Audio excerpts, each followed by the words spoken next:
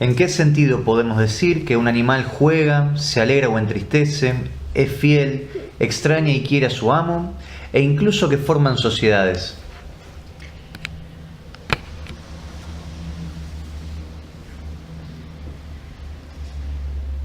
Bueno, esta pregunta abre una problemática muy amplia que vamos a tratar de ceñir a sus principios básicos, ¿no? Por un lado, tenemos que tratar de evitar algo que es claramente erróneo, y es lo que podríamos llamar la tendencia a reducir al viviente sensitivo y racional a lo humano, ¿no? Una tendencia antropomorfizante, que es natural y espontánea en nuestro pensamiento, porque cuando nos ponemos a considerar la sensación o la apetición de cualquier viviente sensitivo no humano, si bien podemos observarlos a ellos mismos actuando y a través de sus acciones tratar de entender qué es lo que acontece en ellos como sensación, como apetición, tendemos al mismo tiempo a proyectar nuestra propia experiencia humana del sentir, del apetecer sobre el otro viviente, ¿no? Esto es algo que el esfuerzo de la reflexión filosófica y del estudio también en las ciencias particulares del comportamiento animal tiene que evitar siempre, ¿no? Para tratar de entender la medida de lo posible con objetividad algo de lo que nosotros mismos no podemos tener experiencia subjetiva. Podemos tener una experiencia observacional de esos comportamientos, pero no tener la experiencia de lo que es sentir como un perro, como un caballo o como una mosca. Cuando nosotros hablamos de los animales, muchas veces tendemos a antropomorfizar al animal. Eso es el primer error que tenemos que tratar de despejar. Así, por ejemplo, si decimos que un animal juega, bueno, puede darse cierta conducta análoga en el animal a lo que en el hombre es el juego, y por analogía se puede nombrar así. Lo que tenemos que tratar de evitar es proyectar sobre esa actividad del animal la naturaleza propia del juego humano.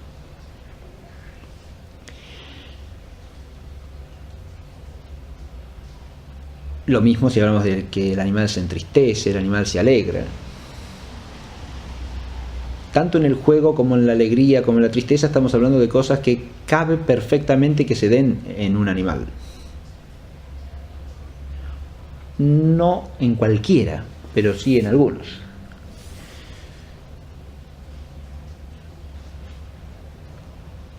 Lo que no podemos entender, lo que no podemos pensar adecuadamente, objetivamente, es que se den al modo humano. Es decir, que el alegrarse del animal sea una alegría humana, o que el entristecerse del animal sea una tristeza humana.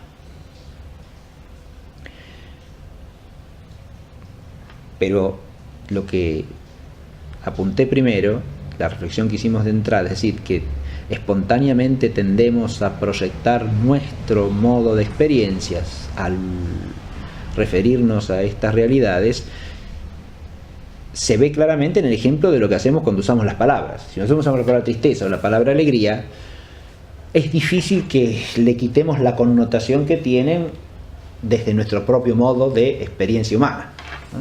Y entonces, cuando las atribuimos a otra cosa, tendemos a proyectarles nuestra modalidad.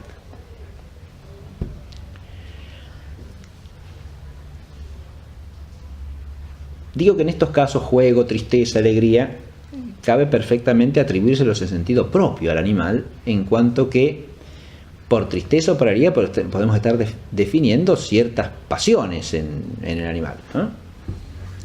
Y en el animal hay pasionalidad sensitiva.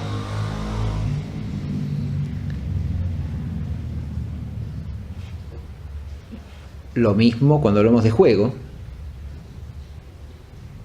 El tema del juego aparece vinculado a esa cuestión que ya habíamos señalado anteriormente en nuestra clase, sobre que la vitalidad sensitiva no se agota en el cumplimiento de las funciones vegetativas, sino que tiene una esfera propia de realidad, y que el viviente sensitivo realiza las actividades vegetativas en orden a conservar una vida sensitiva y a expandir esa vida sensitiva, de manera tal que lo que podemos llamar juego en el animal, actividades preparatorias a ciertas actividades vitales o actividades en las que se manifiesta simplemente la complacencia en la propia sensitividad, son actividades que se pueden dar en ciertas especies animales, tranquilamente.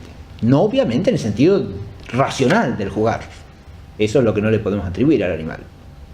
Ahora, el concepto de sociedad, ya en sentido propio, ese es un concepto que, si lo entendemos adecuadamente, tenemos que reservarlo al hombre, en cuanto que la sociedad tiene que ver con relación entre personas, ¿no?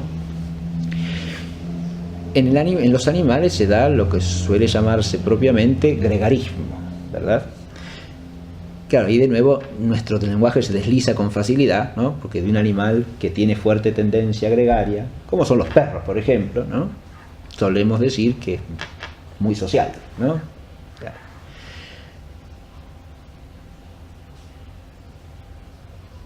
A diferencia, por ejemplo, del gato, que es un animal menos gregario por naturaleza, ¿no? Ahora, aunque tiene otro tipo de gregariedad, digamos, ¿no?, distinto al de un cánido. El otro problema que habría que despejar también es, entonces, así como no hay que caer en el error del antropomorfismo, no hay que caer tampoco en el error de, podríamos decir, vegetalizar al viviente sensitivo, es decir, pensarlo como un ser que no tiene sensitividad o una pasionalidad o afectividad propia, porque eso es parte de la vida sensitiva, ¿no? Serían dos entendimientos viciosos, digamos. Uno que rebaja el ser sensitivo, ¿no?, lo mecaniza o lo vegetaliza, ¿no?, y otro que lo antropomorfiza, es decir, lo piensa como si fuese racional, ¿no? Y las dos cosas son objetivamente erróneas. Otro problema que se nos puede cruzar en el camino es el de la domesticidad de ciertos animales, porque el animal, al ser domesticado, es introducido en la esfera del vivir humano, y ahí ya es un ser viviente sensitivo que vive ordinariamente en relación con personas. Entonces ahí tenemos que tener en cuenta que su modalidad de vida, siendo esencialmente siempre la de un viviente sensitivo, está incluida en el vivir humano y en gran medida asumida por ese vivir. Esa asunción, que no es esencial ni sustancial en modo alguno, sin embargo modaliza la vida del viviente sensitivo, la trae a la esfera del vivir humano, digamos así, y establece relaciones que hasta cierto punto podríamos decir que humanizan, siempre relativamente, no intrínsecamente ni esencialmente, al animal, pero lo humanizan en cuanto a su modo de existir, ¿no? Es un animal que ya no existe fuera de la sociedad humana, sino como incorporado en ella, no porque él pueda establecer auténticos vínculos sociales, sino porque está asumido en la vida de una sociedad humana, ¿no?, de una familia, de una comunidad humana, etc. Ahora, esto no hay que proyectarlo tampoco sobre la naturaleza del viviente sensitivo, ¿no?, que no es modificada nunca por esa realidad. Ahí el problema que tenemos ya es de otro tipo, porque a nuestra tendencia espontánea a proyectar sobre el animal lo humano le tenemos que añadir el hecho de que a esos seres vivientes sensitivos los estamos integrando en nuestra vida humana, ¿no? Y entonces sobre ellos recae también una afectividad que es humana. De manera tal que ahí se complica la realidad de la relación entre el hombre y el animal, intelectualmente hablando, porque está instalada en una dimensión afectiva desde el hombre que genera también una respuesta en el animal, ¿no? Y eso hace que también tengamos tendencia a pensar en el animal de una manera distinta, pero adviértase, en ese pensamiento distinto puede haber aspectos objetivos, siempre y cuando no traslademos a la naturaleza del animal lo que el hombre pone desde su ser personal en una relación con el animal.